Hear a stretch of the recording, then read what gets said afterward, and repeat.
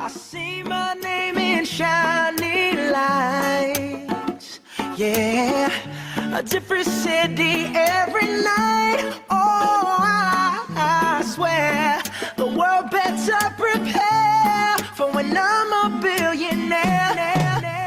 It's time to get down to business on the weekend's #1 business program. Known as the King of Networking, your host, Shalom Klein, has worked with thousands of entrepreneurs and created countless jobs. So, to success. Let's get down to business. And indeed, we're all about small business jobs and entrepreneurship in business. We talk a lot about business here on with Get Down to Business, and I'm your host, Shalom Klein. Remember, you can always download podcasts from Get Down to Business on my website at shalomklein.com. And while you're there, don't forget to follow me on Twitter at shalomklein. It's going to be a jam-packed week of content and information you will not want to miss. So let's jump right in. I was just saying off air, not often I get to interview another Klein, but I'm joined by Ruth Klein, who's known on TikTok as the motivation guru and referred to by her clients as their fairy godmother. Ruth is a brand 360 strategist, sales conversion coach, and the author of 7, you heard her right, 7 best-selling books. So excited to have Ruth Klein on the program. Welcome to Get Down to Business. Good morning. Nice to be here. Absolutely. Great to have you. Ruth, I always love to get to know the person behind the microphone because who knows, we might be distantly related or something like that. But tell us a little bit about yourself and how you've gotten so focused on some of these areas that you've been writing about. Some of your books, Generation, Why Not? Time management secrets for women. I mean, some really, really impressive materials. Well, thank you. So, it's interesting. I pretty much fell into writing a book. Years ago, I had a friend who was in real estate, and then she went to writers' conferences, and she told me about this writers' conference. And it just so happens that at the time, I was a young mother, and I was around so many women who just couldn't find the time to basically breathe and take care of kids and cook. And I would always get comments like, gosh, Ruth, how do you do it? How do you get it all together? And I didn't even know that was the thing. But then once I listened, you know how we hear things, but we don't listen. I thought, you know what, I'm gonna write a book. And basically I went to a writer's conference. I made a fool of myself because I sat next to whom I did not know as a literary agent. And I asked her all these questions that a novice writer asks, which I think is great. And I still think is great. But she didn't think so. And I didn't know she was a literary agent. And then she gets up, she ends up being the speaker. And she immediately says, if you're going to be a serious author, you've got to know all these things. Not like this woman in the audience who's asking me these questions. That's how it started. Wild. What a wild journey. Amazing. And again, you've kept going because I know you write about what you're passionate about. And I know that you're super involved in coaching. You've been seen on air on virtually every major media outlet. But one of the things that I know you have been super involved in is working with high achieving entrepreneurs, coaches, sales professionals, and company founders to help your clients expand into bigger possibilities. That means making more money and making a bigger impact. One of the things that you talk about in your books is called activating your genius zone. Ruth, what does that mean? So, we all have a genius zone. That's that zone that things come easily to us. One of the first places when I start with a client is I ask them what they enjoy doing as a youngster. And so many people, liked numbers. They played with building blocks. They were artistic. They were very, very verbal. For me, I used to talk in my sleep. I used to talk and walk in my sleep. Things have not changed any. I'm still very verbal. I have a lot to say. And so we all have this genius zone, but most of us do not know, number one, that we have a genius zone. We dismiss it. We dismiss those things that are talents, actually, that come easily to us because somewhere along the line, we have thought or we have learned or we have heard from family members, from society, that things have to be difficult. in order to really make a good career for ourselves, it has to be difficult, and it couldn't be the furthest thing from the truth. And so what I like to do is, this is all part of a person's brand, and that's where the 360 comes in. The 360 brand is everything about a person.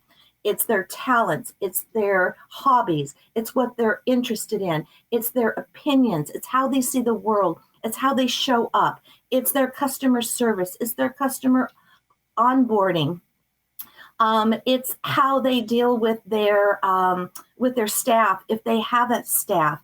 It's who they are on the inside is called the internal brand. It's how they're viewed on the outside. That's their external brand. And so it's a 360. And a brand is a living entity. And it's a living entity because everyone has this genius zone, part of their brand, that needs to be first become aware of, and then that becomes our differentiator. That is what is able to differentiate ourselves from others. I don't care if you're in an office full of realtors, an office full of financial advisors, an office full of insurance agents, an office full of lawyers. It's that genius zone that needs to come out, and we need to let people know about that. But I will share with you, it's very difficult for people to actually see it in themselves. Wow. Again, I'm chatting with Ruth Klein, who has written some fantastic books on, again, activating your genius zone, but really, again, focusing on helping folks live up to their full potential. And Ruth, I would be remiss if I did not talk to you about time management, because you talk about that in your books. In fact, you have an entire book dedicated to the topic, but you practice what you preach, my friend. And I know you have achieved a lot in your professional career. What advice do you have for our listeners that are trying to balance everything, trying to activate their genius zone, but also trying to have a busy personal life and balance multiple ventures and so on? Any homework assignments that you have for us? I love it. And you're absolutely right. We are all busy, and it seems like we're busier now than ever. And it seems that we have more stresses, and a lot of our stress, I would say as much as 80% of our stress is time induced. And so your point is very well taken. We've got to be able to acknowledge it's a time thing, but it's not a time thing. It's a boundary issue. It's not even a scheduling issue. It's a boundary issue, because people will step on your time boundaries if you allow them. And so we've got to learn not only when to say no, but we've also got to say, okay, we've got to prioritize. I think this is the number one reason that high achievers get so frustrated, is that they want to do everything now. And that's not going to happen. Think of it, and you may have heard this scenario before, but I'm really hungry. I'm going to go to a buffet, and I love sweets. So I'm going to check out the sweets first to make sure I have enough room in terms of what I'm going to eat. And then I decide what I'm going to have, and they may have 4 different main courses. I can't eat 4 unless I'm going to get sick. Same thing with desserts. God, they all look good. I've got to make a choice this time around, but I can come back and try another one. And so we've got to be able to guard our time. And one way we can do that, and here's a homework assignment. I'm really good about homework assignments. I give them to my clients all the time. And that is recognize, pay attention to when you have your highest energy.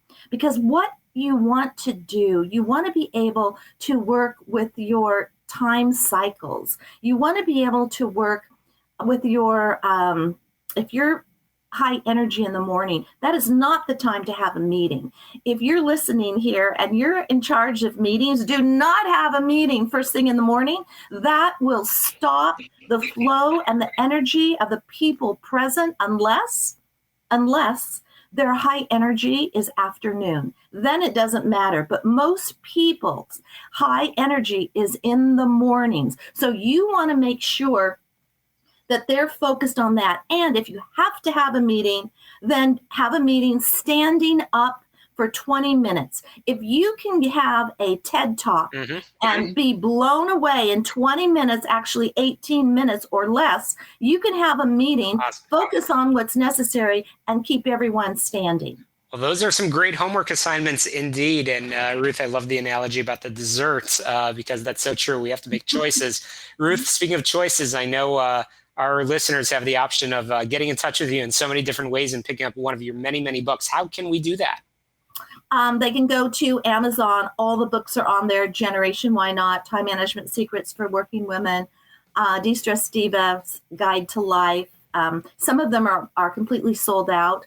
The Time Management Secrets for Working Women is a millennial now. It's been out there for over 25 years. And these books are traditionally published. Congratulations. Except well, I know our listeners can get in touch with you at ruthklein.com as well as find your books. Thanks so much for joining us. Yes. Thanks.